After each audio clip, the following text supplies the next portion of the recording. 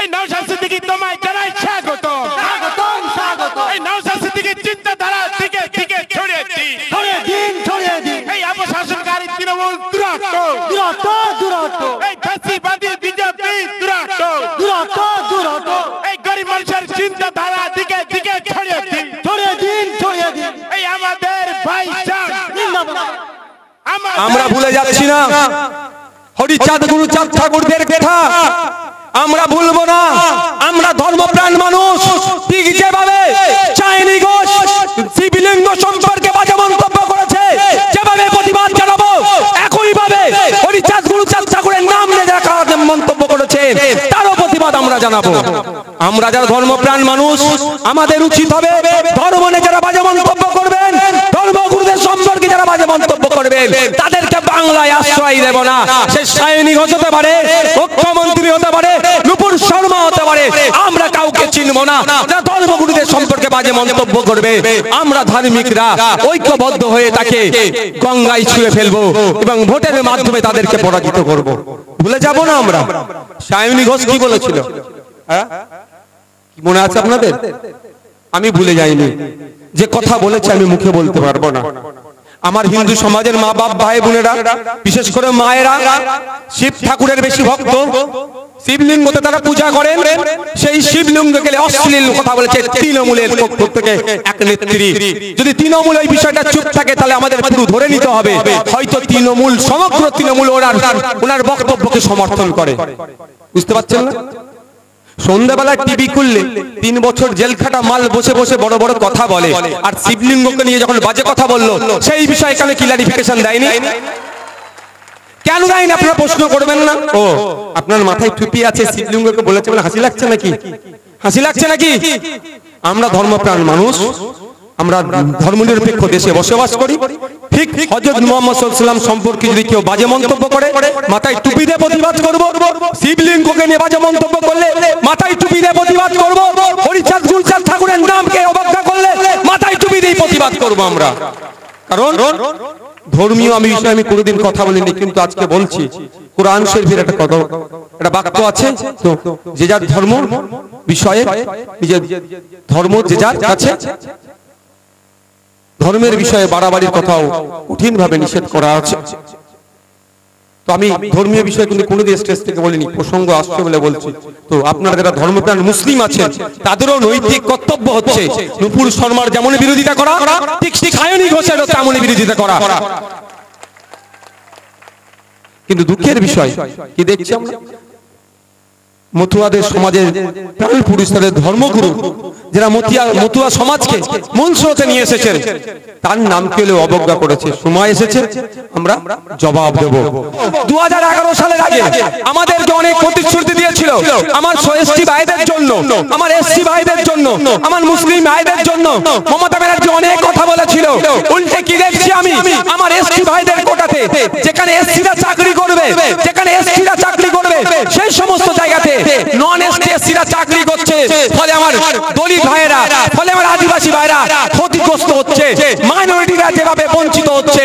আমাদের ভুলের প্রায়শ্চিত্ত যদি করতে চাই আপনাদের বলবো 10টা করে ভোটের দায়িত্ব নিন, বিজেপি তৃণমূল থেকে মাইনাস করিয়ে আইএসএফ এর কাছে নিয়ে আসুন, ভুলের প্রায়শ্চিত্ত করিয়ে আমরা পার্লামেন্টে পাঠাই মাস্টার মেঘনাথ হালদার মহাশয়কে, যে পার্লামেন্টের মধ্যে গিয়ে চিৎকার করে বলবে যে আমি একজন এসসি সংরক্ষণশীল থেকে এসেছি, ওয়েস্ট বেঙ্গলে এসসি কোটাতে অর্থাৎ দলিত ভাইদের জন্য চাকরিতে যে সংরক্ষণ আছে, আমার হিন্দু সমাজের দলিত ভাইদের সেই সংরক্ষণ মানা হচ্ছে না।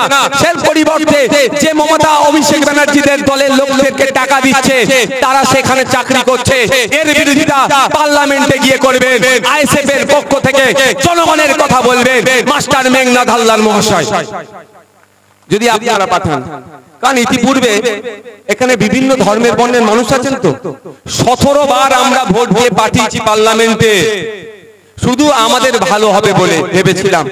যে বুঝিয়েছে তোমার ভালো হবে তাকেই ভোট দিয়েছি আমরা, কিন্তু কি পেয়েছি আমরা বারবার দাবি করে আসছি। আপনারা তো উপকূল অঞ্চলের মানুষ, দ্বীপের মানুষও অনেক আছে লোকসভার মধ্যে।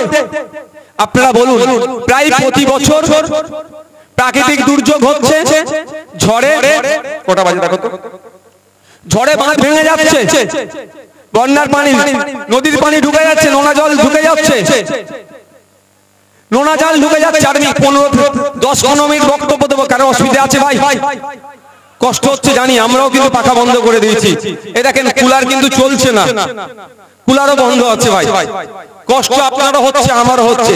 আপনিও কষ্ট করুন, আমিও কষ্ট করি, একসাথে আমাদের কষ্টের ফল আগামী দিনে পার্লামেন্টে যাবে।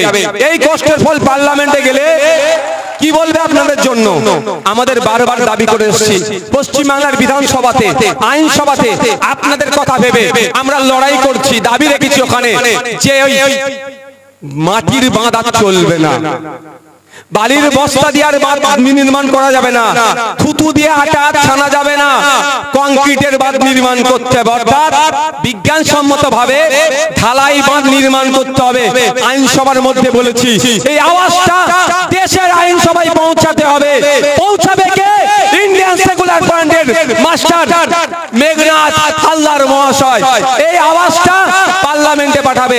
আপনারা যদি চান আপনাদের এখানের বাঁধগুলো কংক্রিটের হোক, আপনারা যদি চান এই প্রতি বছরে যেভাবে ক্ষতিগ্রস্ত হচ্ছে ওর হাত থেকে মুক্তি পেতে হবে, বিজ্ঞানসম্মত ভাবে বাঁধ নির্মাণ করতে হবে, তাহলে আপনাদের বলবো মাস্টার মেঘনাথ হালদার মহাশয়কে আপনারা আগামী জুন মাসের 1 তারিখে চুপচাপ গিয়ে কোন রকম কারো প্ররোচনায় পা না দিয়ে, কোন লোভের কাছে আত্মসমর্পণ না করে, কোন মিথ্যা প্রতিশ্রুতির কাছে আত্মসমর্পণ না করে খাম চিহ্নে ভোট দিয়ে বিপুল ভোটে জয়যুক্ত করুন। করবেন তো নাকি ভাই? আশা করছি। তবে একটা কথা বলি, বসে তৃণমূলী ভাইরা দেখছেন তারা নিজ্ঞাত হারছে, বাড়িতে বাড়িতে গিয়ে যেখানে আমার হিন্দু মা বোনেরা আছেন তার কাছে গিয়ে কি বলছে, কি করছে? রামায়ণ মহাভারত বা ধর্মগ্রন্থকে দিয়ে বলছে শপথ করো, না তোমার ছেলের মাথায় হাত দিয়ে বলো শপথ করো, যে গীতার হাত দিয়ে শপথ করো তৃণমূলকে ভোট দেবে। আর মুসলিম বাবুরেরা বাপ ভাইরা যেখানে থাকে কি বলছে? কুরআন শরীফে হাত দিয়ে কসম খাওয়াচ্ছে। এটা হচ্ছে, কিন্তু এটা হচ্ছে, এটা হচ্ছে। তবে আমি একটা কথা বলবো, আমার হিন্দু বাপ ভাইরা, মুসলিম বাপ ভাইরা সবার উদ্দেশ্যে বলছি, আমি সোশ্যাল সাইটে একটা লেখা পড়েছিলাম। লেখাটা কি? যদি কোনো সময় এটিএম এর মধ্যে আপনি ঢুকেছেন, দুষ্কৃতীদের সম্মুখীন হয়ে গেছেন, দুষ্কৃতীরা বলছে এটিএম এর পিন বলো, টাকা পিন মেরে টাকা তোলো, নাহলে তোমাকে কি হবে? মার্ডার করে দেবো, খুন করে দেবো, তোমার বিপদ আছে। তখন কি করবেন? ওটা আমি যদিও কোনোদিন অ্যাপ্লাই করিনি, কারণ আমার সামনে এইরকম সম্মুখীন হয়নি। তো বলছে কারো যদি পাসওয়ার্ড 1 2 3 4 হয়, পাসওয়ার্ডটা 4 3 2 1 মারো, তাহলে বলছে নাকি বল মেশিনের মধ্যে টাকাটা ঘুরে মেশিনের মধ্যেই থেকে যাবে, আর বাইরে আসবে না। আর দুষ্কৃতী কি বলবে? চেষ্টা করেছিল টাকা তোলার, মেশিন খারাপ। তো আপনাদের বাড়িতে গীতা মাথায় রেখে, গীতা হাতে ধরিয়ে, কুরআন শরীফে হাত দিয়ে বা কুরআন শরীফ মাথার উপরে রেখে, বা আপনার বাড়ির বাচ্চাকে দেখে বলছেন মাথায় হাত দিয়ে টিএমসি কে ভোট দিবি, কি অ্যাপ্লাই করতে হবে আপনারা ভালো জানেন তো ভাই? কি বলছি বুঝতে পারছেন না? কিভাবে এটাকে কাটিয়ে উঠতে হবে? দেখুন, আপনাকে নাকি সিএ করে তাড়িয়ে দেবে বলছে। তো আপনার হাতে যদি আপনার সামনে নিয়ে এসে কেউ কোরআন মাথায় দিয়ে, গীতা মাথায় রেখে যদি শপথ করায়, আপনাকে তো ঠিকভাবে কাটিয়ে দিতে হবে। সেই কাটানোর পন্থা বলতে হবে নাকি ভাই? আচ্ছা, কাউকে যদি 500 টাকার, এই 100 টাকার নোট ধরিয়ে বলি 500 টাকার নোট, কেউ বিশ্বাস করবে? সেই জ্ঞানটা টনটনে আমাদের আছে তো। তাহলে আমার মাথায় কেউ যদি গীতা দেয়, আমার মাথায় যদি কেউ কোরআন শরীফ দেয়, সেটাকে কাটিয়ে ওঠার মনে কি বলতে হবে আর মুখে কি বলতে হবে, এগুলো বলতে লাগবে, বলতে লাগবে। সেই প্রস্তুতি আপনারা নেন। ওরা এতটা নির্লজ্জ, এতটা হারার ভয়ে এই ধরনের করছে। তবে একটা কথা বলবো, রাতের অন্ধকারে 2000 4000 5000 500 100 বিরিয়ানির প্যাকেট দেবে, সেটা কিন্তু ছাড়বেন না, ছাড়বেন না।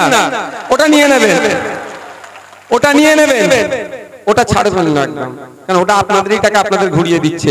এই 10 বছর 5 বছর ধরে কি করেছে?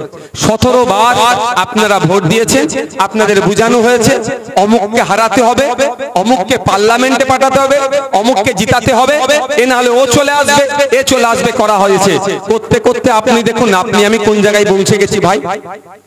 আপনাকে আমাকে নাকি সিএ করে দেশ থেকে তাড়িয়ে দেবে। আমি আপনাদের বলে রাখছি, মোদিজি কেন অমিত শাহজি কেন? কারো বাপের ক্ষমতা নয় ভারতীয়দেরকে দেশ থেকে তাড়াবে। আমি দায়িত্ব নিয়ে আপনাদের বলছি, মমতা ব্যানার্জির দল এখন অনেক নাটক করছে, মমতা ব্যানার্জির দল এখন অনেক কথা বলছে। বলেছিল সিএ এর বিরুদ্ধে ভোট দাও, কিন্তু দুঃখের বিষয় সিএ নিয়ে যখন বিরোধিতা করার জন্য যখন ভোটাভুটি হচ্ছিল পার্লামেন্টে, মমতা ব্যানার্জির দলের 8টা এমপি সেখানে উপস্থিত ছিল না, ভোট দেয়নি। এই প্রতিমা মণ্ডল মহাশয়া উনি যখন সিএ নিয়ে ভোটাভুটি হচ্ছিল, ইনার ভূমিকা কি ছিল একটু বলবেন তো? খোঁজ নিয়ে দেখুন, যখন ভোটাভুটি হচ্ছিল হয়তো পেছনের দরজা দিয়ে পালিয়েছে, আর এখন বলছে সিএ আটকাত, আমাকে ভোট দাও। ভোট দেবেন? ভোট দেওয়ার প্রয়োজন নেই। আর মমতা ব্যানার্জি মহাশয় সিএ এর বিপক্ষে অনেক কথা বলছে, অনেক বড় বড় কথা বলছেন।